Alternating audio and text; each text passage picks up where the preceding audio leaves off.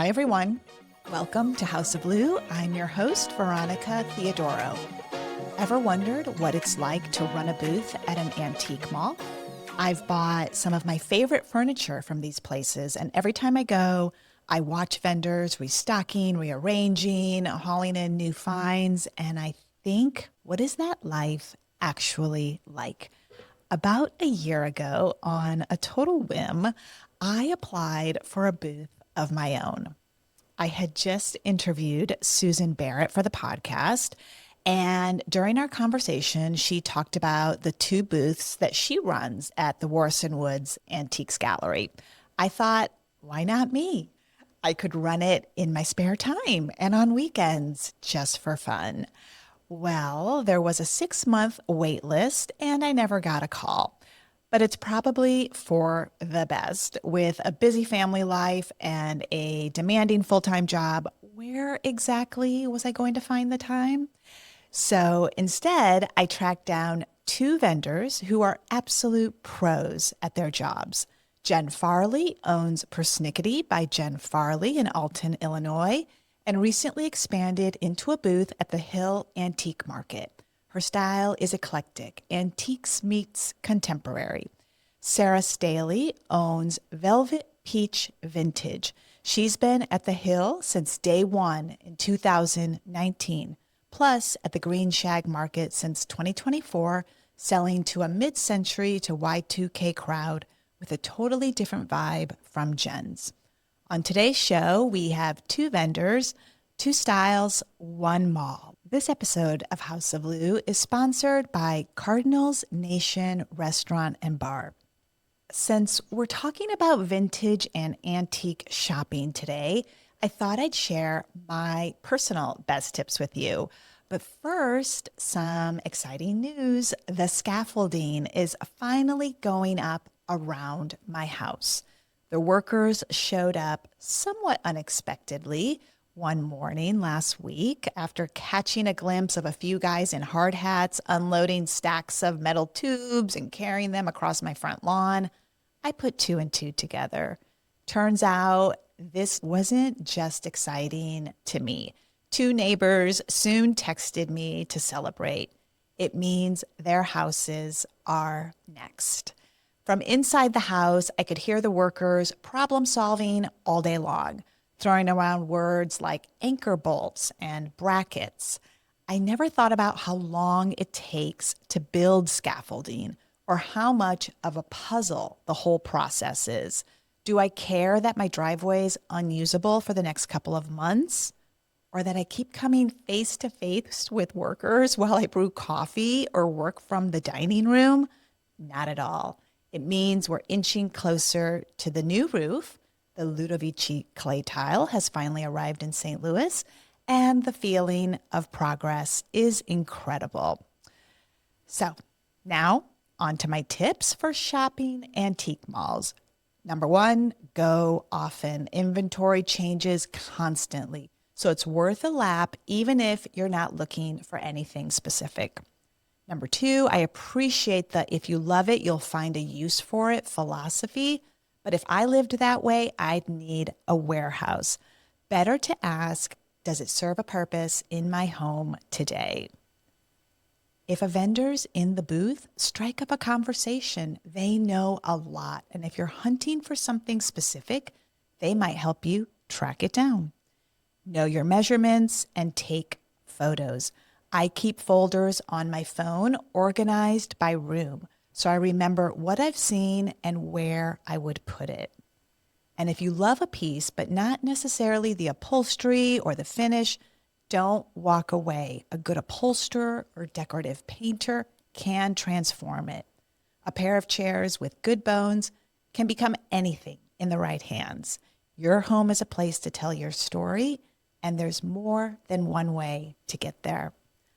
All right, everyone, that's it from me. Now, on to my conversation with Jen Farley and Sarah Staley. This episode of House of Blue is sponsored by Cardinals Nation Restaurant and Bar.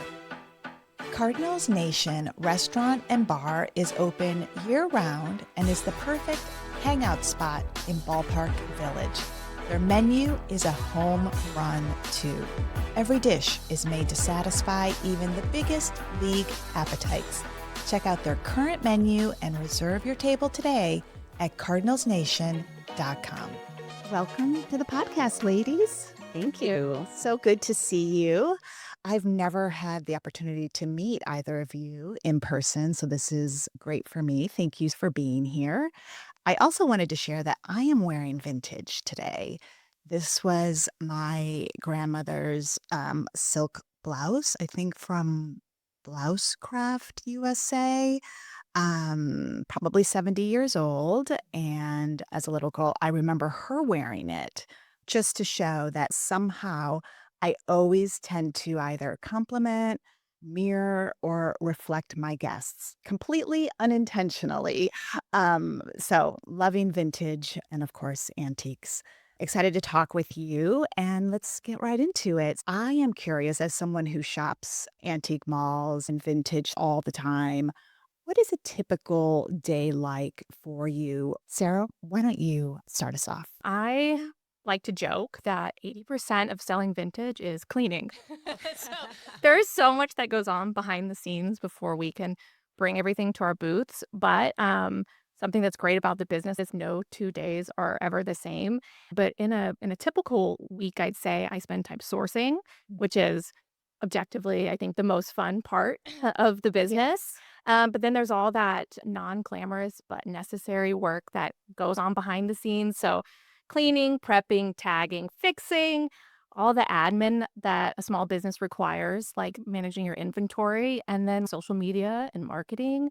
And then, of course, there's visiting our booths to restock and rearrange so it looks good for our customers. It can be a little chaotic. Absolutely. Yeah, you never know when a great opportunity will come along and upend your plan for the week. But Okay. yeah, for me, it beats having a desk job. And I would not go back to that at this point. Jen, how about you? Absolutely. I would say probably the biggest thing on my day every day is that I'm constantly sourcing. So I might be running to the grocery store, but I might see something that catches my eye on the way. I'm like, well, I'll change direction today and we'll do this or that. And like she said, it can completely upend your day. When you say you're sourcing on the run or on your way to the booth or a meeting, what is it that could stop you in your tracks and change your day? I do look at flea markets. So if I pass one when I'm traveling somewhere, Okay. then I'll stop and be like, oh, I've got 10 minutes. Let's peek in here. For me, also, it could be an email. I do work with private sellers, and at the last minute, I could get an email saying, hey, can you come over this afternoon? I'll be like, well, I have about a half hour, so I can squeeze it in. And then the half hour turns into 2 hours, and my day is gone. Sarah, how about you? Yeah, for sourcing, occasionally Facebook Marketplace. Sometimes you open the app and you see something that you just, and if you spend any time on Facebook Marketplace, you have to act quickly.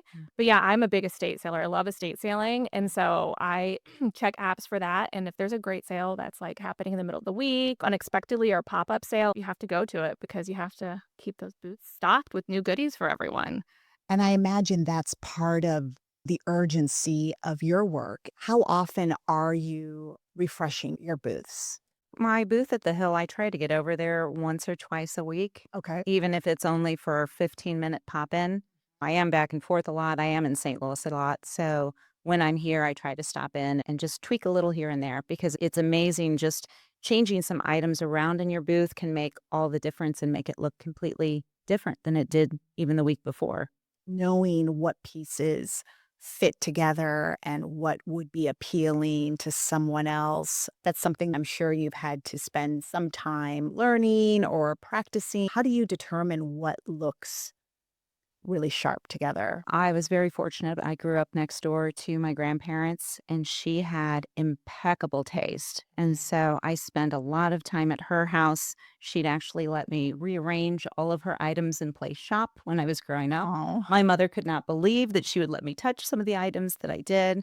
I feel very fortunate that I've always been exposed to it, and so it comes semi-naturally to me. And it's hard for me to describe or explain what makes a piece it for me.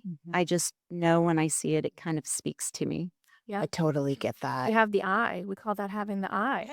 And sometimes it does feel like it's passed down.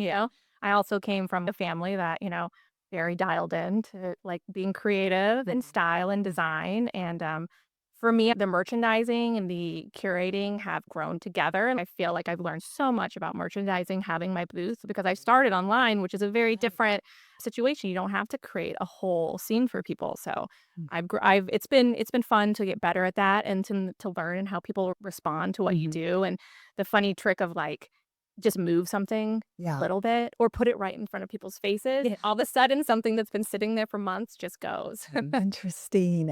And Sarah, you're laser focused on mid-century through Y2K. Was that a deliberate choice for you, or how did that evolve, and what attracts you to those eras? Yeah, well, for me, it grew out of what I naturally gravitate towards. And I first got into selling probably about 12 years ago when my husband and I we fell in love with going to estate sales. And it was really, selling was our answer to how do we keep doing this without becoming hoarders? Like, you don't have a problem with inventory if you're selling it, right? But my style evolved from there. And it's ebbed and flowed with the current trends. And something I love is to be able to offer people what is trending, but offer them the original version of that trend because we know fashion and interiors are so cyclical and what goes around comes around. So I love the sustainability aspect of that. But for me, it's not necessarily limited to an era. I love like a Knoll table as much as I love like a kitschy crewel embroidery or a 90s Coach handbag. So it's really just finding things that are unique and fit my aesthetic, but spanning category, price, and era. And can you both share your insights into what you're seeing in your respective businesses? Like, what is selling? What is really attracting people right now?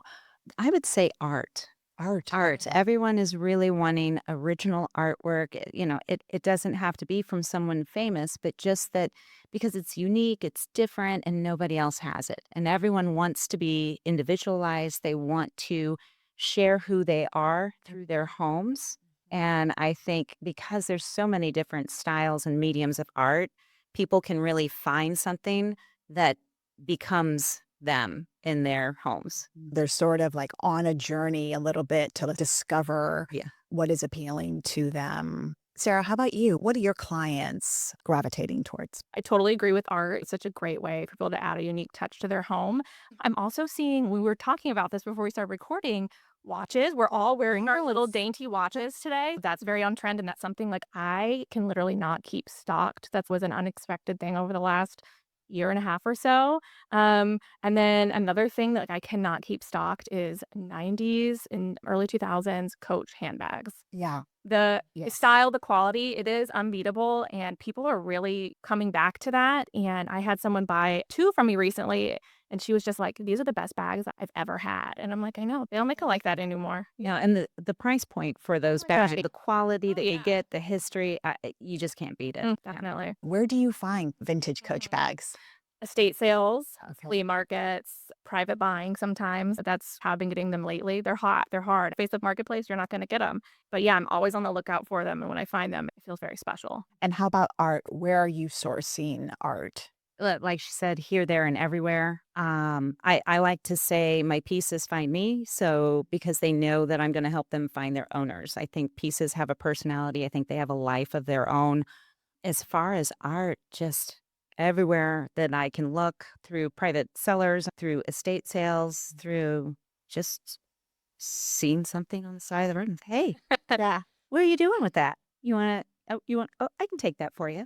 I'll find a good home. Have either of you ever found something that you knew wasn't necessarily like in your sphere or your era, but you bought it anyway? And what did you do with it? Yes, I can speak to that. So I just came across a piece 2 weeks ago. I actually posted it on my social media. It'll be coming to my shop soon.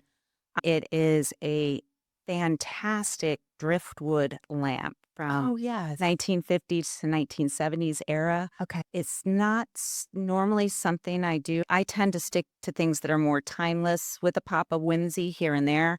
But this piece is just so stunning. I'm very excited to get it out on the floor. Sarah, how about you? It's a delicate balance between knowing when to stay in your lane and when to take a chance on something that's a little bit outside of it, but that your customers might like. I try to stick with what I love because if not, it will end up in my basement in what I call a death pile, which is just where it collects dust. But I'm often picking up stuff for other vendor friends, and like if it's more their style, or even friends who are looking for something for their home. And when I'm at estate sales, if I make friends with you in line and you say you want something, and assuming that I don't also want it, I'll snag it for you in the sale and help other friends out. Tell us a little bit about this world of the private seller. Is that just like a fancy term for someone who could just be like a homeowner who is trying to unload a few items to someone who does this a little bit more professionally? Who are they and do they come to you? Do you seek them out? Can anyone call you and say, hey, I've got this item or this collection at home? Would you like to take a look? Well, firstly, anyone can always reach out. We're always buying, right? So it never hurts. But yeah, it's a mix. I've had people reach out to me, or, it's a very relationship based business. Absolutely. So maybe someone I knows someone who's trying to sell things or downsize. And then also making relationships with people who even do estate sales or house clean outs. Oh, It's a different kind of direct buying, but I right. kind of get a good amount of things from building relationships like within the business with people who are doing that kind of thing. I would also say too that I work with a lot of real estate agents. Oh, So when somebody is smart. moving or downsizing, they reach out to me maybe before they reach out to the estate sales to go ahead and set something like that up. And I would also say too, other dealers that maybe they've bought something and it's sat and it hasn't worked for them. And they're like, hey, you want to come take a look? And, maybe their buyers didn't like it, but mine will. So Yes, I would say, have that experience as well. yeah, that's two other good sources that I'd say we use quite frequently. Yeah. How important is social media to the success of your business? It's everything. It is absolutely everything. How much time do you take every day on social media? My daily routine is I get up, I get my coffee, and then I sit and I open my phone and I'm like, okay, what am I going to talk about today? And I enjoy the social media aspect of it. It's another avenue for me to be creative. But yeah, it's extremely important. So Do you get a lot of DMs throughout the day? absolutely. The people, I call them my persnicketeers. So I love that. People who've become good clients and follow me a lot. My husband and I joke, and I do joke on my socials. I call them my persnicketeers. They have learned that if I post something, you have to reach out immediately because I would say almost half of what I post never makes it to the shop. Oh, I had a plant stand last week that I posted, and I had to stop the list at 4 people because it just got too long. And it ended up going to the third person that reached out. I love plant stands. Oh, this thing was stunning. Oh my gosh. I'm surprised I didn't Yes, snag that's a it. popular item right now. They are. Right? They are. I feel like plant stands of all shapes, sizes, eras, you can really mix them too. Oh, yeah. Like Well, you don't have to. and during the pandemic, everyone got so attached to becoming a gardener and making beautiful plants. And I'm really excited and happy to still see that trend going because it's so beautiful to bring something that's living into your space. It really helps round it out. Definitely. How important is social media to what you do? Yeah, it is very important. And I think the neat part of it, especially for me being in a multi vendor space where I'm not working my shop, it is my line to the customers. So they can reach out, they can ask questions, which they couldn't do because I'm not in the antique markets every day. And so that's how I've met a lot of people. And then when I'm in my booth spaces and I show my face, since I think you do too, quite a bit on my Instagram, people recognize me and I get to meet them and we make connections. And I do think people, like you said, they really come to like your aesthetic and connect with you, and they know they can trust you and all your items are going to be good quality. And so you build a following that way. So it's really a great connection to our customers. Do you track the number of visits you get to your booths every day? I'm curious how that works. I guess we can't formally keep track, but since, like I said, we're up there every day. But when I'm in restocking, it is a good time to get a glimpse at how people are reacting. And I will often ask the employees at the malls, oh, was it busy? And watch the foot traffic that way. Okay. But there's a lot of metrics that we can pay attention to. So like sales patterns, are there a lot of sales? What are people buying? And then going back to social media, what kind of posts are people reacting to? What are people showing an interest in to get kind of insights that way? You can see what items have been moved around. Okay. But I am almost a little neurotic. I like to flip all of my tags so that the pretty part shows that says Persnickety. And so when I come back in the booth, I can see if tags have been flipped. And then I know, okay, people are interested in this item. Now, why? Then I can question myself, why didn't it sell? Is it the price point? Did they just not like it? It gives me a way to kind of gauge what is at least getting interest in the booths. Would you say that the popularity of this type of shopping has increased? The whole time I've been doing this, like starting online to now, like over 10 years, it's just been on this upward trajectory the entire time. There's a lot of articles and projections about how it's outpacing standard traditional retail. So it's really exciting to be a part of it and see people really see the value in it from a style, quality, and the sustainability element of it. It's like that's a big part for me as well. Absolutely. I read an interesting article not too long ago that some of the higher end brands like Ralph Lauren are pulling some of their vintage lines and then remarketing them in part of their new lines is okay, so you can buy, here's our new product, but then here's our vintage offerings as well. So that's really interesting to see that the big retailers are starting to pick up on, oh, hey, our classics, our traditionals, our history is having value now and it's having a moment. Remakes of things that have been popular. Like there was the whole like Costco Esprit sweatshirt rage. So people that wasn't authentic necessarily vintage, but you see the appetite is there for that style. 4 years ago, it was my husband's birthday. I went to the Ralph Lauren shop and I bought a white linen car coat, super chic with like these beautiful statement buttons. And it didn't have a tag on it. I asked the person who was wearing, I'm like, what's going on here? And she said, oh, we have a whole line of vintage clothes that we source in Europe. Like this one in particular was from France. Um, and we sell them not as Ralph Lauren, but as the vintage finds that our people have gone out and found for our clients. And I thought, what a cool job, one, and two, what a great idea. Yeah. Yeah, S- definitely shows the Yes, popularity. absolutely. Who is your customer? I would imagine they're a little different just because of the eras that you represent. I mean, I do think there's quite a variety of people. My clothing might pull in like a younger customer at a time and some of the Okay. accessories, but runs a big spectrum on people who are looking for like furniture and art. I see such a mix. But I think for me, it's people who are looking for really unique, joyful finds for their homes and looking to put their personality.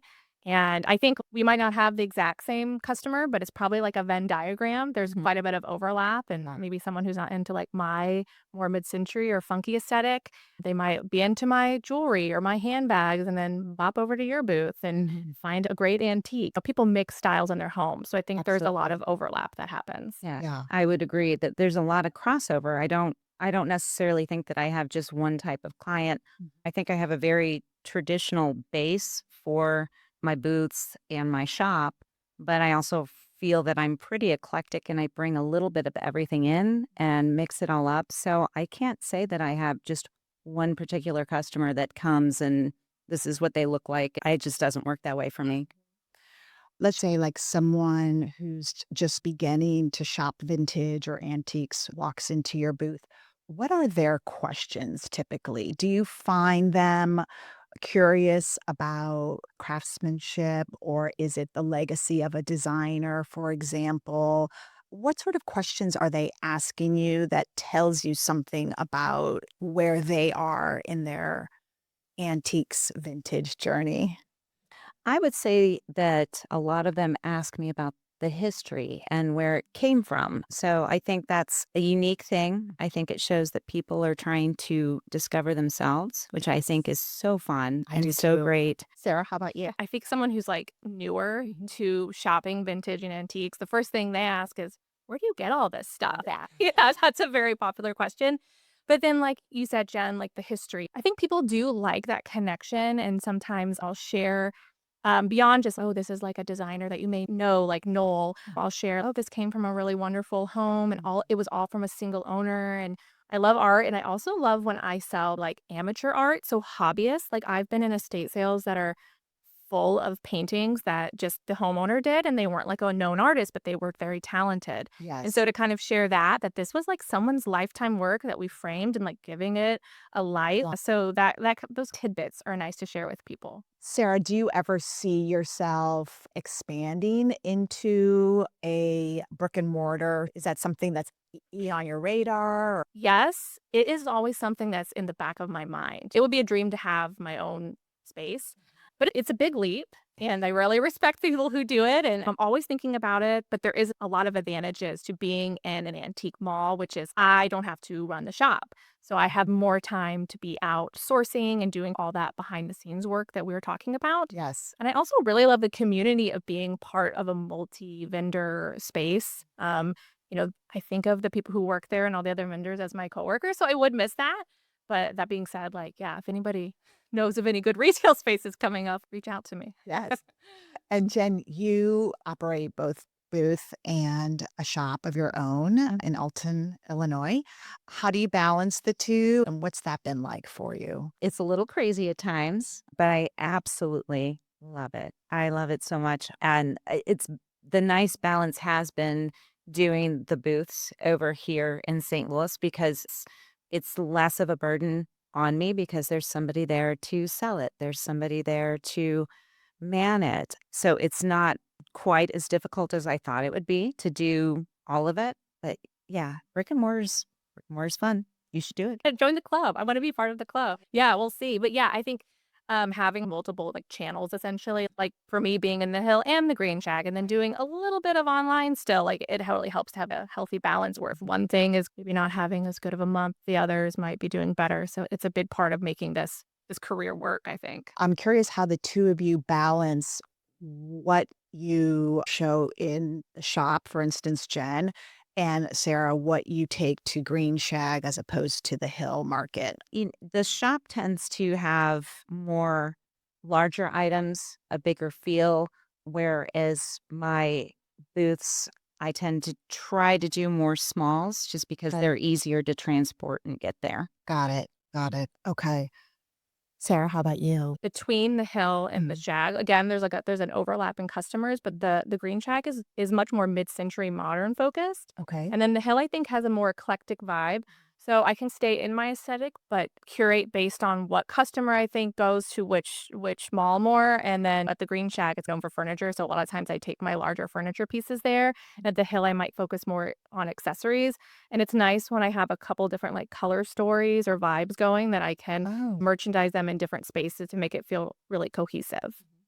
What's one piece that each of you would recommend as an easy entry point for someone who is perhaps buying eclectic style furniture or looking to more modern pieces to bring into their home? What would you suggest to them? We've touched on this earlier, but art, I Yeah. feel like that is the answer. It is such a great way to vintage and antiques. And it is a way that you don't have to commit to a big piece of furniture or spend a lot of money and you can add that personality to your space. Like for me, like I have a rule if I'm out shopping and I see a piece of art that just stops me in my tracks, I'm like, I have to buy it. If it's in my budget, it's gonna come home with me because if the art speaks, like you have to listen to it. I'm an emotional stylist. So if somebody's starting out, think of that piece that you had growing up that speaks to you, that gives you the warm and fuzzies. And when you find it, then just build around it. Is there a decorating rule that you think is actually nonsense?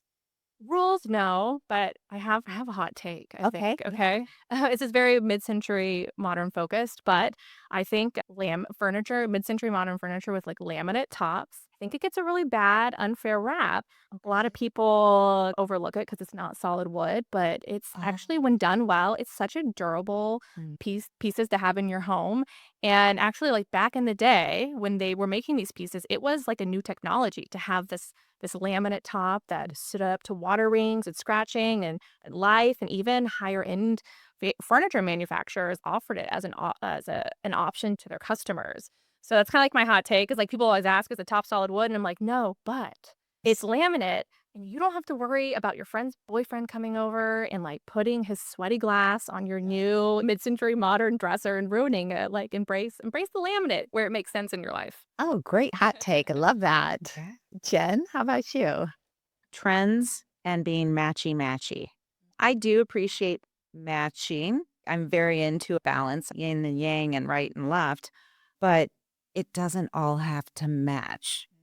That drives me bonkers, not gonna lie. Yeah, I think it comes to like collecting. When you Mhm. are collecting and building things naturally, it won't be matchy, but it all like if you go after things you love, it will work together. It'll feel like Yeah. you, and that's the goal. Mm-hmm.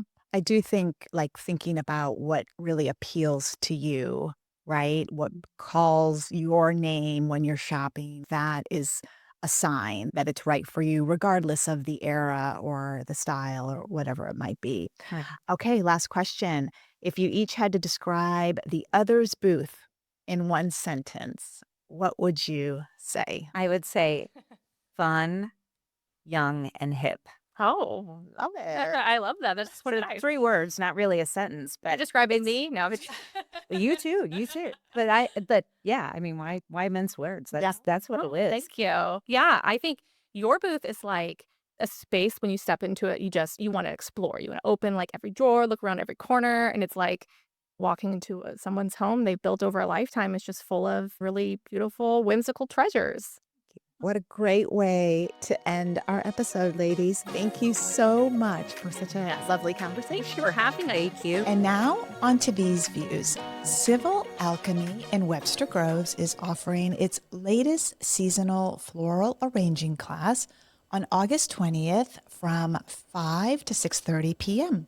Learn the fundamentals of floral care, including how to properly cut stems, design a balanced arrangement, and extend the life of fresh flowers. Did you know that Lionel Richie, one of music history's most celebrated artists, is headlining the annual summer finale concert at the Muni? The performance is scheduled for August 29th from 8 to 10 p.m. If you go, you might just see me there. August 28th through the 30th is Honeycrisp Weekend at Eckert's. If you love this sweet, juicy apple variety, plan your trip to the Belleville and or Grafton Farms now, because Honeycrisp season doesn't last long. And in honor of today's show, Wednesdays, the Hill Antique Market stays open until 8 p.m. for its popular Wine Down Wednesdays. Order a glass of wine, then wander the aisles to shop for vintage and antique treasures. Afterwards, you can enjoy more drinks and more appetizers next door at Olivia on the Hill. All right, everyone, thanks so much for joining me. I hope you loved hearing from today's guests, and I'll catch you next time. Thank you for listening to House of Lou. Our episodes drop once a month. Be sure to follow us and share the episode with your friends. Be in touch. Subscribe to our design and home newsletter at stlmag.com/newsletters and follow along on Instagram at stlewismag. And you can follow me, VT Lookbook.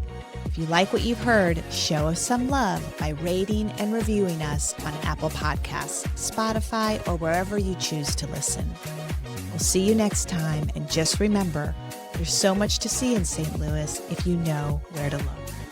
This is a production of St. Louis Magazine, produced by Kylie Green Lemoyne, edited and booked by Veronica Theodoro, audio and video editing by Henry Cohen.